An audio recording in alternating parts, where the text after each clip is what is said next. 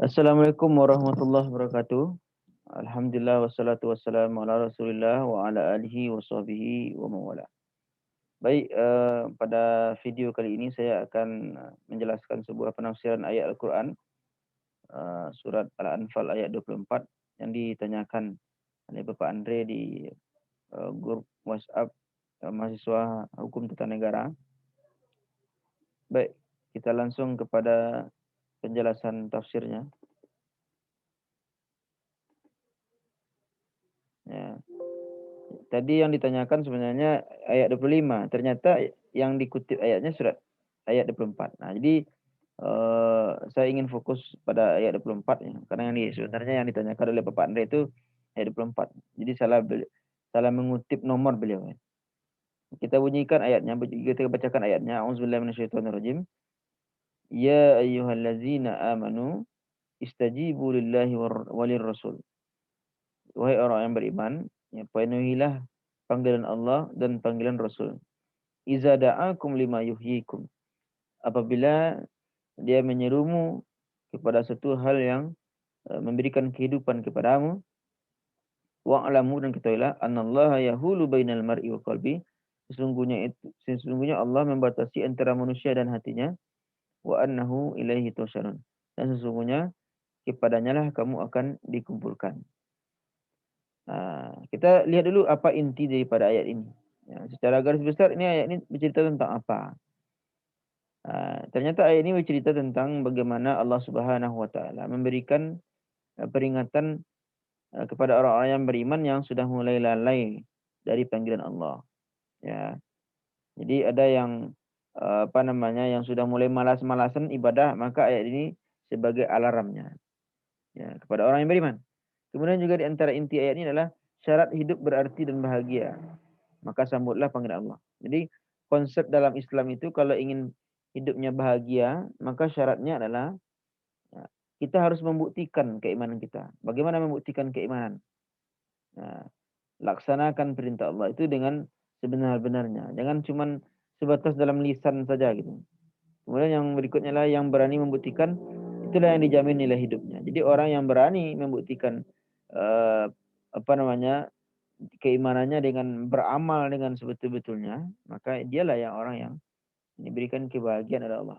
Jadi ternyata inti ayat ini adalah bagaimana Allah Subhanahu wa taala memberikan peringatan bagi orang-orang yang beriman. Yang barangkali lalai, salatnya malas-malasan, puasanya malas-malasan, ya kan? Zakatnya malas-malasan, puasanya malas-malasan.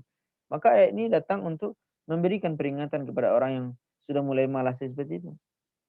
Kalau di dalam konteks turunnya ayat ini bercerita tentang bagaimana Allah Subhanahu wa taala memberikan peringatan kepada para sahabat di zaman Nabi yang agak malas-malasan pergi berperang di jalan Allah.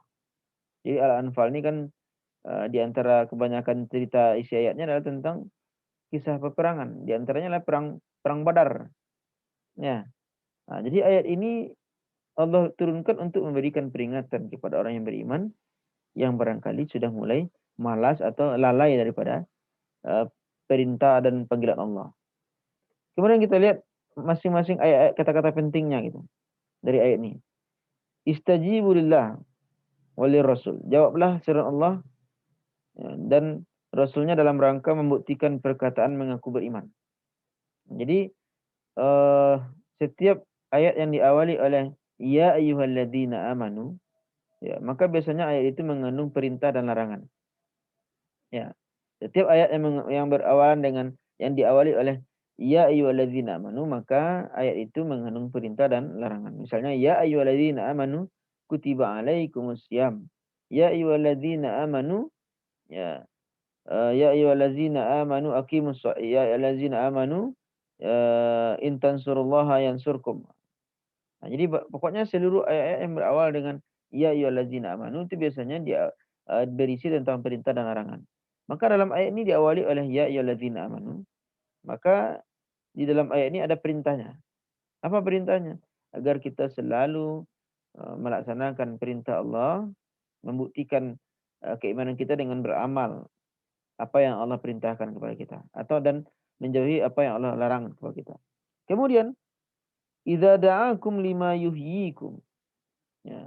Laksanakanlah perintah Allah itu yang selalu menyeru kamu. Ya. Karena seruan itu juga selalu memberikan kita kehidupan. Memberikan kita eh, eh, bagaimana aktivitas kita itu hidup.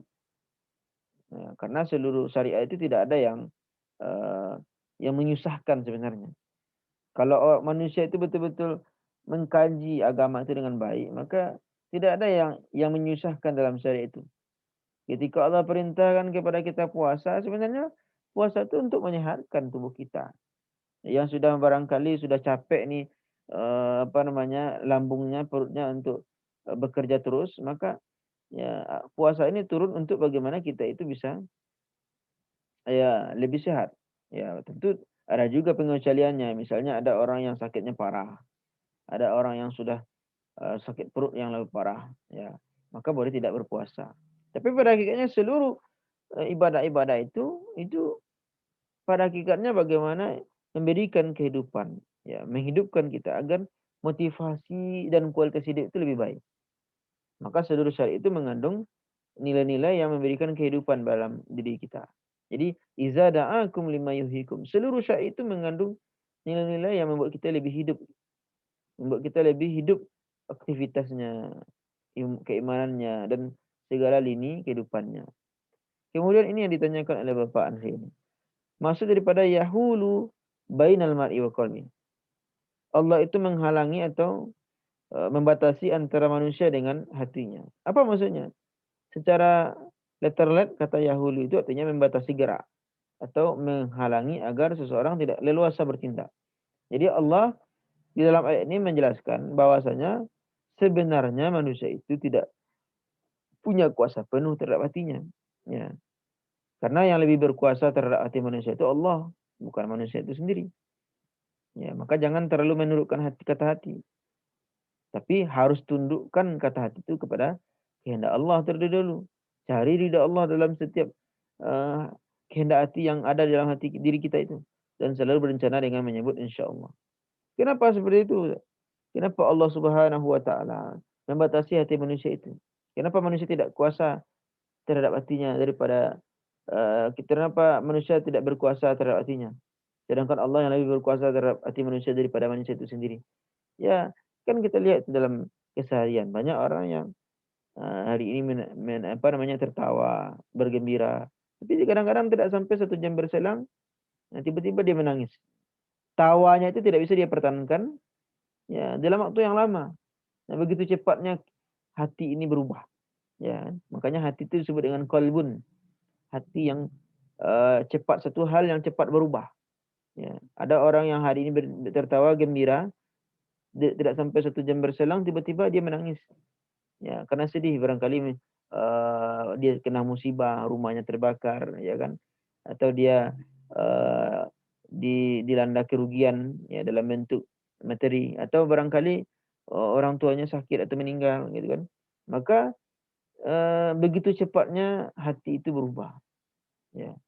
Nah, ini ayat ini menjelaskan seperti itu. Jadi ayat ini apa namanya memberikan peringatan kepada manusia, jangan terlalu yakin dengan hatimu karena hatimu tidak punya kuasa penuh terhadap dirimu. Karena ada Allah yang bisa mengendalikan hati kita itu kemana arahnya. Ya kan? Ya kan ada orang-orang yang tiba galau, tiba-tiba sedih di tengah harta yang banyak. Ya karena memang manusia tidak bisa menjamin kebahagiaan dengan dirinya sendiri, dengan tangannya sendiri.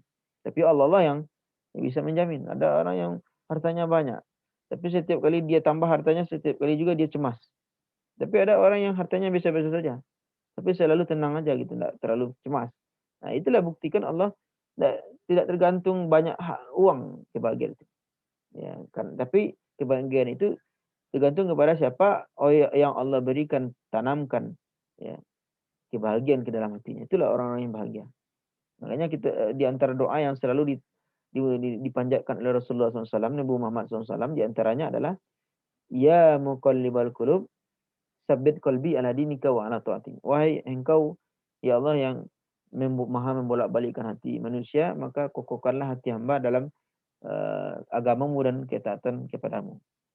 Nah, jadi di antara kisah yang dikutip oleh Buya Hamka ini dalam tafsirnya tentang ayat ini, bagaimana kisah seorang ulama yang dahulu masa lalunya adalah kelam.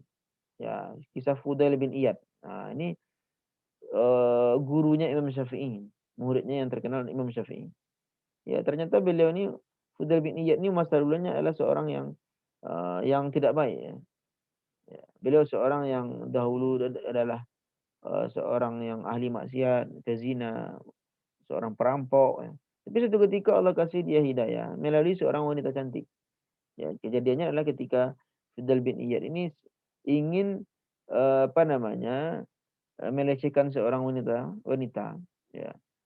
Ternyata di sana Allah kirim dia hidayah dengan memperdengarkan ke telinganya surah Al-Hadid ayat 16.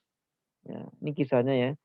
Ya, seorang penyamun ya, Fudail bin Iyad, seorang yang penyamun yang suka membegal orang. Nah, sebab tobatnya ialah karena pada suatu hari ia tertarik oleh seorang wanita yang sangat cantik.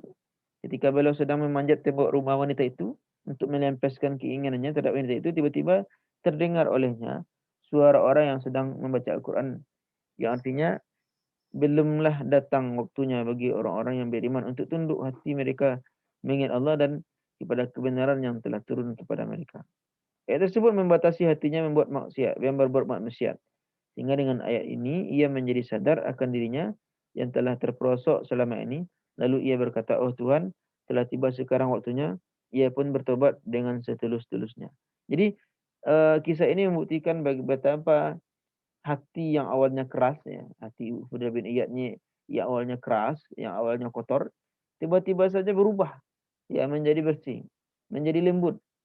Jadi tidak ada yang bisa menguasai hati manusia itu kecuali Allah, hanya Allah. Ya, tiba-tiba berubah.